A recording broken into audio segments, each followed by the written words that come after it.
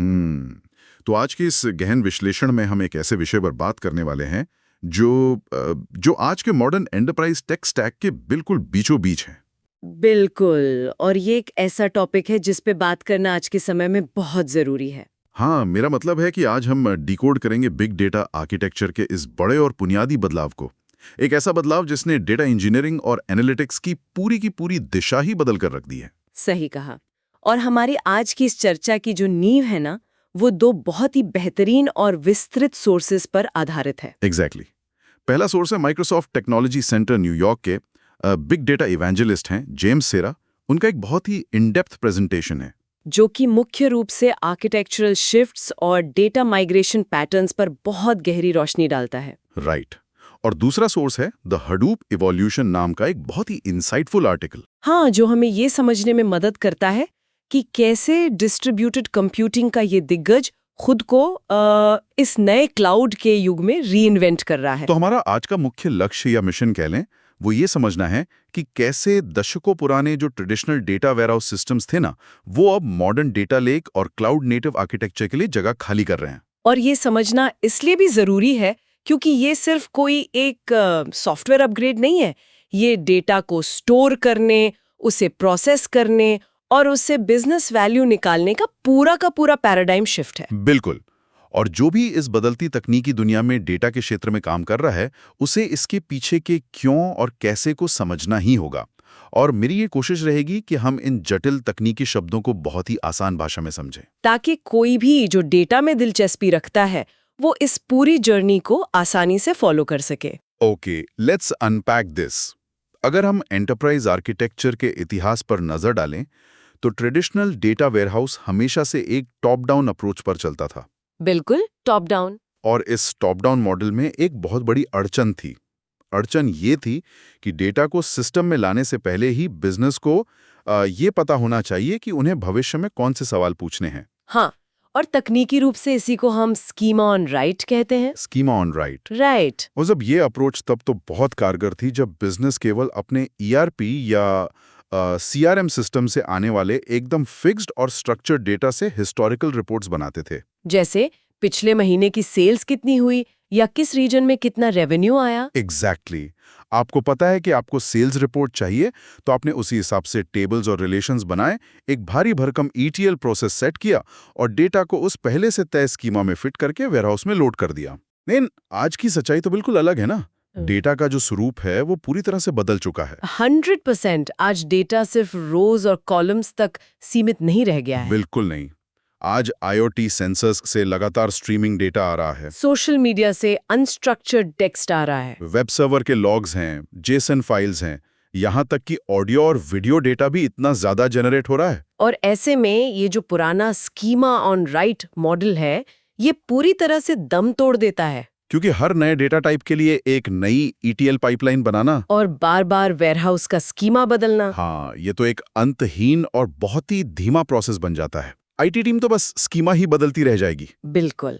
और यहीं पर इस नई आधुनिक बॉटम अप अप्रोच की एंट्री होती है, जिसका सबसे बड़ा हिस्सा है डेटा लेक। तो ये बॉटम अप अप्रोच इस पूरी प्रक्रिया को पलट देती है। एकदम पलट देती है। इसमें होता यह है कि सारा डेटा, चाहे वो किसी भी फॉर्मेट में हो, उसे सीधा एक सेंट्रलाइज्ड रिपोजिटरी यानी डेटा लेक में डाल दिया जाता है, बिना किसी बदलाव के, बिना पहले से स्कीमा बनाए। हाँ, इसे हम स्कीमा ऑन रीड कहते हैं। इसका मतलब है कि जब डेटा साइंटिस्ट या एनालिस्ट उस डेटा को एनालाइज करना चाहते हैं, केवल तब वे अपनी जरूरत के हिसाब से उस पर स्कीमा अप्लाई करते हैं। ये बहुत दिलचस्प है। जेम्स सेरा के प्रेजेंटेशन में एक बहुत ही आसान एनालॉजी दी गई है। अगर इसे विजुअलाइज करना हो तो डेटा लेक असल में एक ग्लोरिफाइड फाइल फोल्डर की तरह काम करता है। ग्लोरिफाइड फाइल फोल्डर बहुत ही सटीक उदाहरण है ना? मतलब एक ऐसा विशाल स्टोरेज जहां आप स्ट्रक्चर्ड, सेमी स्ट्रक्चर्ड या अनस्ट्रक्चर्ड डेटा को बस उनके ओरिजिनल या नेटिव फॉर्मेट में डंप कर सकते हैं। बिल्कुल। लेकिन यहाँ मेरे दिमाग में एक सवाल आता है, एंटरप्राइज लेवल पर कंपनीज इस तरह की खुली छूट क्यों दे रही हैं?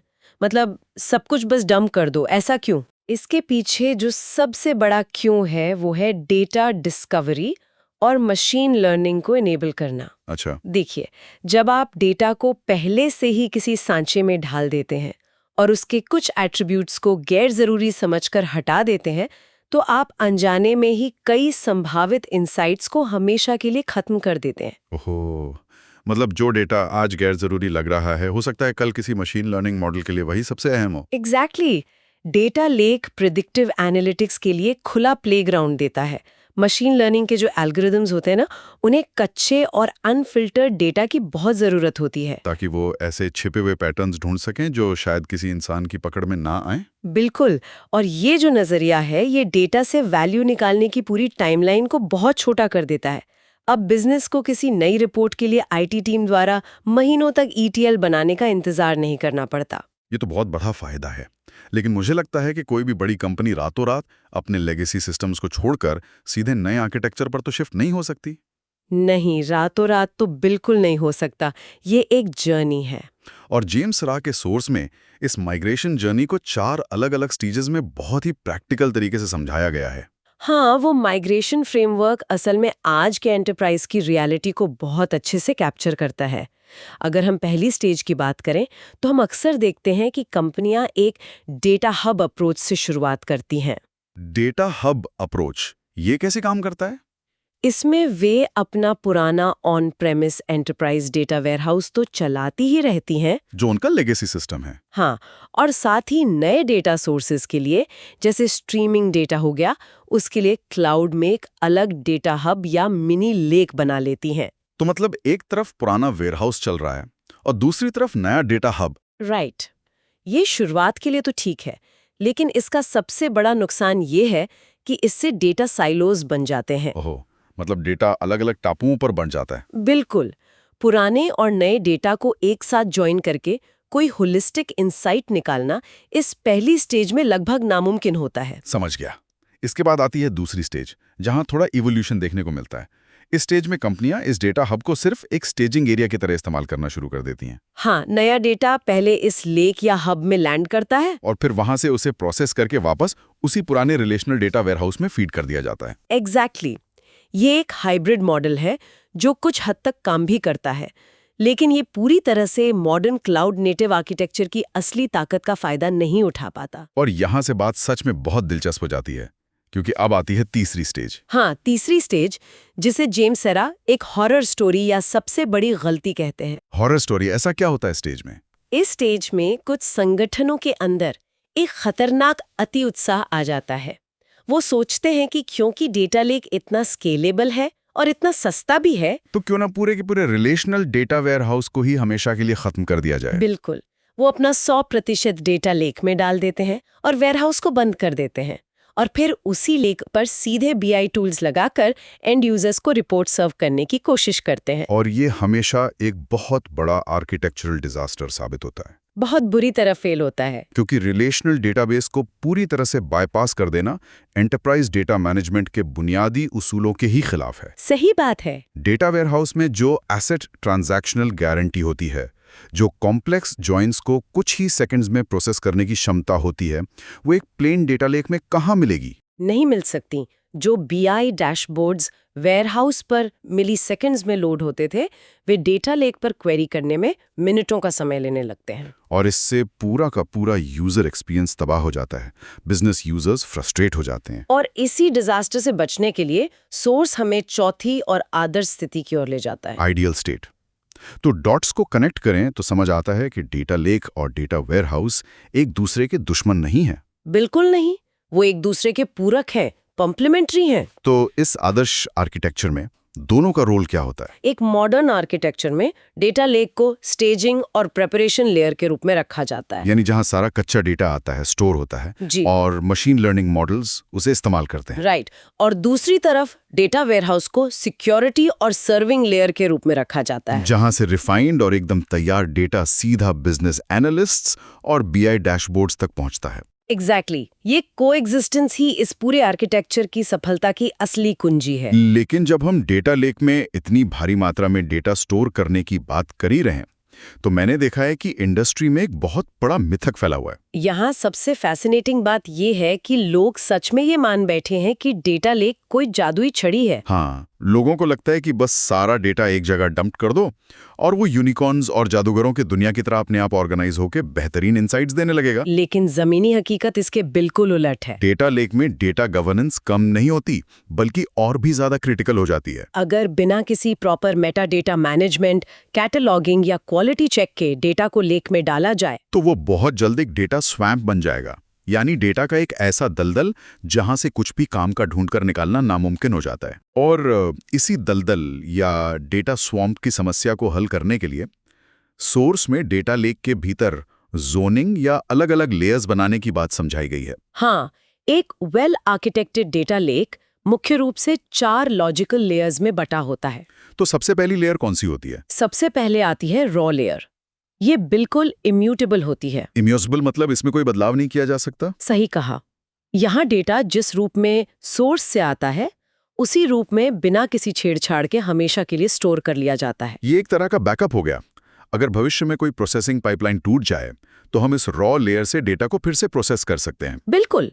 इसके बाद दूसरी लेयर आती है जिसे क्लेंस्ड लेयर कहते हैं, जहां डेटा की सफाई होती है। हाँ, यहाँ डेटा की क्वालिटी सुधारी जाती है, डुप्लीकेट्स हटाए जाते हैं और उसे एक स्टैंडर्ड फॉर्मेट में बदला जाता है, जैसे पार्के या ORC फॉर्मेट। और फिर तीसरी लेयर आती है एप्लीकेशन लेयर, या जिसे क्यूरेटेड लेयर भी कहते हैं। राइट। इस लेयर में बिजनेस लॉजिक लगाया जाता है। डेटा को इस तरह तैयार किया जाता है कि वो सीधा BI टूल्स या डेटा वेयरहाउस में एक्सपोर्ट होने के लिए एकदम रेडी हो। और चौथी लेयर, जो अक्सर सबसे ज्यादा वैल्यू ड्राइव करती है, वो है sandbox layer. Sandbox layer data scientists की फेवरेट होती है। हाँ, ये उनके खेलने या एक्सपेरिमेंट करने का जोन है। वो इस लेयर में अपने एक्सपेरिमेंटल डेटा सेट्स ला सकते हैं, उन्हें कंपनी के क्लेम्स डेटा के साथ ज्वाइन कर सकते हैं। और सबसे बड़ी बात हो, ये सब वो मेन प्रोडक्शन सिस्टम्स की परफॉर्मेंस को बिना प्रभावित किए कर सकते हैं। बिल्कुल। ये जोनिंग स्ट्रक्चर डेटा लेक में गवर्नेंस तो ले आता है, लेकिन डेटा लेक के साथ एक और बहुत गंभीर चुनौती जुड़ी हुई है। और वो है सिक्योरिटी। हाँ, सिक्योरिटी। सिक्योरिटी का जो एंगल है वो डेटा लेक और वेयरहाउस के बीच का सबसे बड़ा डिफरेंशिएटर है। इसे थोड़ा और आसानी से समझते हैं। डेटा वेयरहाउस में हम जानते हैं कि रो लेवल और कॉलम लेवल की सिक्योरिटी बहुत मैच्योर होती है। बहुत मैच्योर होती है।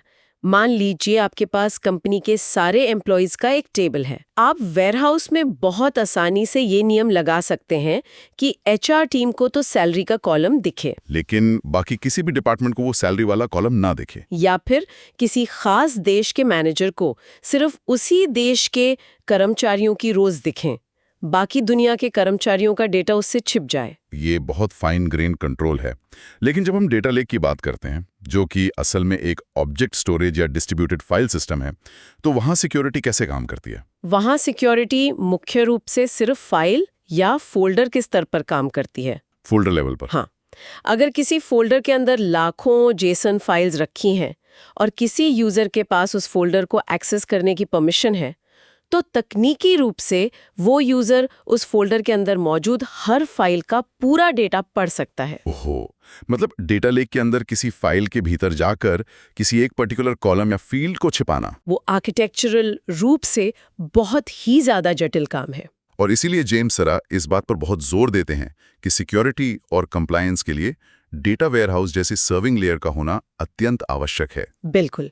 और ये जो पूरी सिक्योरिटी और आर्किटेक्चर की डिबेट है, ये हमें सीधे क्लाउड कंप्यूटिंग की रियलिटी की ओर ले जाती है।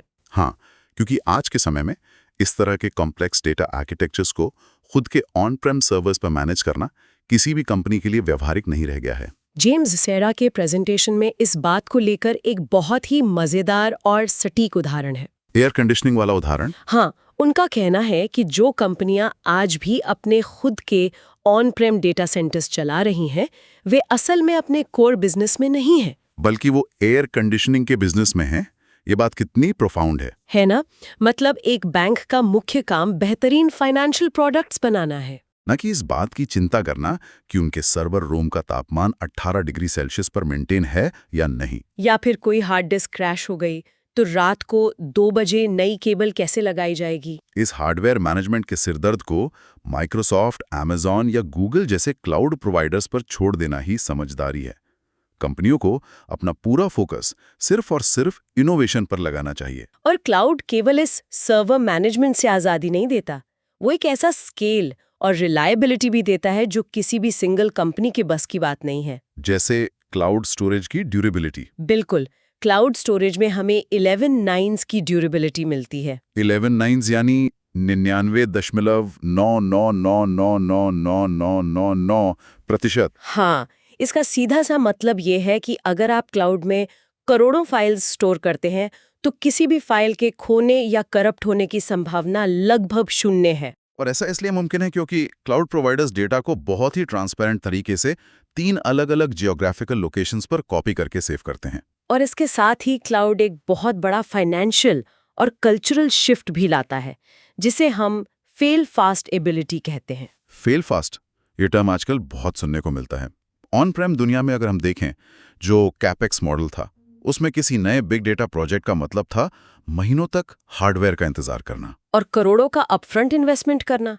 अगर वो एक्सपेरिमेंट काम नहीं किया और प्रोजेक्ट फेल हो गया तो कंपनी को एक भारी नुकसान उठाना पड़ता था। लेकिन क्लाउड के ऑपेक्स मॉडल में कहानी बिल्कुल अलग है। एकदम अलग। आज एक डेटा इंजीनियरिंग टीम 10 मिनट के अंदर हजारों कोर का क्लस्टर स्पिन अप कर सकती है। वो उस पर 1 हफ्ता एक्सपेरिमेंट कर सकती है और अगर रिजल्ट नहीं मिला तो बस सर्वर को शट डाउन कर दो, पैसे वहीं कटना बंद हो जाएंगे। और ये फेल फास्ट की सुविधा ही कंपनियों को नए आइडियाज पर इनोवेशन करने की आजादी और कॉन्फिडेंस देती है। अगर हम इसे बड़े पिक्चर से कनेक्ट करें तो ये क्लाउड का एवोल्यूशन हमें इस चर्चा के दूसरे महत्वपूर्ण सोर्स की ओर ले जाता है, the Hadoop evolution. Article. Right. पिछले कुछ सालों में टेक कम्युनिटी में ये चर्चा बहुत आम रही है कि हडूप मर चुका है। हडूप इज डेड, ये तो सबने सुना है। लेकिन ये सोर्स इस बात को बहुत स्पष्ट रूप से नकारता। हडूप खत्म नहीं हुआ है, बल्कि उसमें क्लाउड नेटिव आर्किटेक्चर के हिसाब से खुद को इवॉल्व कर लिया है, खुद को ढाल लिया है। इस एवोल्यूशन को समझने के लिए हमें पुराने हडूप क्लस्टर्स को देखना होगा। पहले हडूप खुद के on Prem bear metal servers पर चलता था, जिसमें स्टोरेज के लिए HDFS का इस्तेमाल होता था और प्रोसेसिंग के लिए MapReduce का। और सबसे बड़ी दिक्कत ये थी कि ये दोनों एक ही हार्डवेयर नोड पर बहुत कसकर बंधे होते थे, टाइटली कपल्ड। तो अगर आपका डेटा बढ़ गया लेकिन आपको प्रोसेसिंग पावर नहीं चाहिए, फिर भी आपको नए सर्वर्स जोड़ने ही पड़ते थे, जो कि स्केलेबिलिटी के नजरिए से बहुत ही महंगा और इनएफिशिएंट तरीका था। और यही क्लाउड ने सबसे बड़ा आर्किटेक्चरल डिसरप्शन किया। क्लाउड ने स्टोरेज और कंप्यूट को पूरी तरह से अलग कर दिया, डीकपल कर दिया। डीकपल होने के बाद अब HDFS की जरूरत लगभग खत्म सी हो गई है। उसकी जगह अब Amazon S3 या Azure डेटा लेक स्टोरेज जैसे ऑब्जेक्ट स्टोरेज ने ले ली है। मतलब अब आप पेटाबाइट्स डेटा बेहद कम कॉस्ट पर स्टोर कर सकते हैं। और जब आपको उसे प्रोसेस करना हो, केवल तभी आप अलग से कंप्यूट क्लस्टर्स को ऑन करते हैं। और कंप्यूटिंग साइड में भी तो भारी बदलाव आया है। वो जो धीमा और डिस्क बेस्ड MapReduce था, उसकी जगह अब अपाचे स्पार्क जैसे इंजनों ने ले ली है। स्पार्क की इन मेमोरी प्रोसेसिंग क्षमता बहुत पावरफुल है। ये डेटा को रैम में रखकर प्रोसेस करती है, जिससे डिस्ट्रीब्यूटेड डेटा प्रोसेसिंग की स्पीड में जबरदस्त उछाल आया है। जो काम पहले घंटों लेता था वो अब मिनटों या कह लें कुछ सेकंड्स में हो जाता है। और दिलचस्प बात यह है कि माइक्रोसॉफ्ट का HD Insight जैसी सर्विस जो क्लाउड पर है, वो आज भी अंडर द हुड हॉर्टनवर्क्स और हडूप इकोसिस्टम के कोर कंपोनेंट्स का ही इस्तेमाल कर रही है। हडूप इवॉल्व हो गया है और इस प्रोसेसिंग पावर की चर्चा हमें एक बहुत ही क्रिटिकल कॉन्सेप्ट तक लाती है, जिसे समझना हर डेटा प्रोफेशनल के लिए जरूरी है। SMP बनाम MPP का आर्किटेक्चरल फर्क। ट्रेडिशनल रिलेशनल डेटाबेस ऐतिहासिक रूप से SMP यानी सिमेट्रिक मल्टी प्रोसेसिंग पर काम करते आए हैं। इसे अगर हम सरल भाषा में समझें तो SMP वर्टिकल स्केलिंग या स्केल अप का उदाहरण है। मतलब अगर आपका डेटा बढ़ता है तो आप उसी एक सर्वर में और ज्यादा रैम लगाते हैं, बेहतर CPU लगाते हैं, एक ही सर्वर को और बड़ा और ताकतवर बनाते जाते हैं। लेकिन एक हार्डवेयर बॉक्स की अपनी एक भौतिक सीमा होती है, आप उसे अनंत तक बड़ा नहीं कर सकते। और SMP में एक और सबसे बड़ी समस्या यह है कि उसमें सारे रिसोर्सेज शेयर होते हैं। हाँ, अगर किसी एनालिस्ट ने एक बहुत ही भारी कॉम्प्लेक्स क्वेरी चला दी जो पूरे टेबल को स्कैन कर रही है, तो वो क्वेरी उस सर्वर का सारा CPU और मेमोरी सोख लेगी। नतीजतन बाकी सभी यूजर्स के लिए पूरा का पूरा सिस्टम धीमा पड़ जाएगा, या हो सकता है सर्वर क्रैश ही हो जाए। और इसी रिसोर्स कंटेंशन और स्केलिंग की सीमा को तोड़ने के लिए MPP का जन्म हुआ। MPP यानी मैसिवली पैरेलल प्रोसेसिंग। ये वर्टिकल स्केलिंग के बजाय हॉरिजॉन्टल स्केलिंग या स्केल आउट के सिद्धांत पर काम करता है। इसमें हम एक बहुत विशालकाय सर्वर बनाने के बजाय कई इंडिपेंडेंट सर्वर्स या कंप्यूट नोड्स को एक क्लस्टर में जोड़ देते हैं। आज के जितने भी मॉडर्न क्लाउड डेटा वेयरहाउस हैं, वो इसी एमपीपी आर्किटेक्चर का इस्तेमाल करते हैं। तो जब इस एमपीपी सिस्टम में कोई भारी भरकम क्वेरी आती है तो वो काम कैसे करती है? बहुत ही स्मार्ट तरीके से एक कंट्रोल नोड उस बड़ी क्वेरी को एनालाइज करता है और उसे छोटे छोटे हिस्सों में तोड़ देता है। काम को बांट देता है। हाँ, वो क्लस्टर में मौजूद दर्जनों या सैकड़ों कंप्यूट नोड्स को वो काम समानांतर रूप से यानी पैरेलल करने के लिए सौंप देता है। हर नोड अपने हिस्से का डेटा प्रोसेस करता है और अंत में कंट्रोल नोड सारे रिजल्ट्स को एक साथ जोड़कर यूजर को लौटा देता है। इससे काम कई गुना तेज हो जाता है। ये पेटाबाइट स्केल डेटा पर भी इंटरैक्टिव रिस्पॉन्स टाइम सुनिश्चित करता है। और क्योंकि यहाँ सारे नोड्स इंडिपेंडेंट हैं, इसलिए अगर काम करते वक्त एक नोड फेल भी हो जाए तो सिस्टम रुकता नहीं है। हाँ। ओवरऑल चलता रहता है। तो इस सब का आखिर मतलब क्या है? अगर हम इन सभी सोर्सेज और आर्किटेक्चरल शिफ्ट्स को एक साथ रखें तो एक बात बहुत स्पष्ट हो जाती है कि डेटा प्रोफेशनल्स को अब सिर्फ अपनी लेगेसी ऑन प्रेम या पारंपरिक स्किल्स के भरोसे नहीं रहना चाहिए। स्टोरेज और डीकपल्ड कंप्यूटिंग की गहरी समझ होनी चाहिए। ये सिर्फ कुछ नए टूल सीखने की बात नहीं है। ये डेटा की वेलोसिटी और वॉल्यूम को हैंडल करने के लिए सिस्टम डिजाइन की पूरी फिलॉसफी को बदलने की बात है। बिजनेस अब डेटा से सिर्फ हिस्टोरिकल रिपोर्टिंग नहीं चाहते। उन्हें रियल टाइम प्रिडिक्टिव इनसाइट्स चाहिए, जो केवल data lake, modern MPP warehouse और क्लाउड के कॉम्बिनेशन से ही मिल सकती हैं। ये एक बहुत ही महत्वपूर्ण सवाल खड़ा करता है।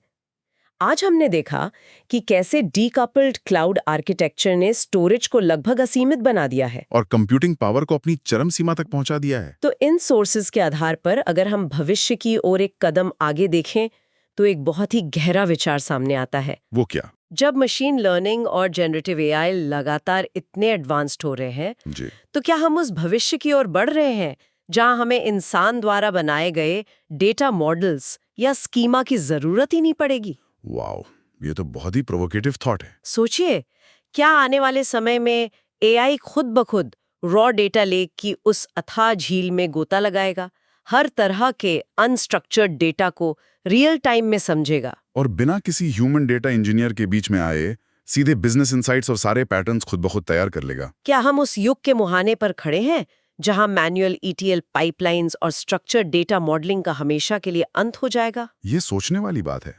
ये एक ऐसा विचार है जो पूरे डेटा इंजीनियरिंग इकोसिस्टम की नींव को हिलाकर रख सकता है। तकनीक की दुनिया का ये सफर लगातार जारी है और डेटा आर्किटेक्चर का भविष्य कई अनसुलझे और रोमांचक सवालों से भरा हुआ है। और इन्हीं संभावनाओं पर विचार करते रहना ही हमें प्रासंगिक बनाए रखेगा। अब बिल्कुल। और श्रोताओं के लिए इस गहरे और प्रोवोकेटिव विचार पर मंथन करने की प्रेरणा के साथ आज के इस गहन विश्लेषण को हम यहीं समाप्त करते हैं।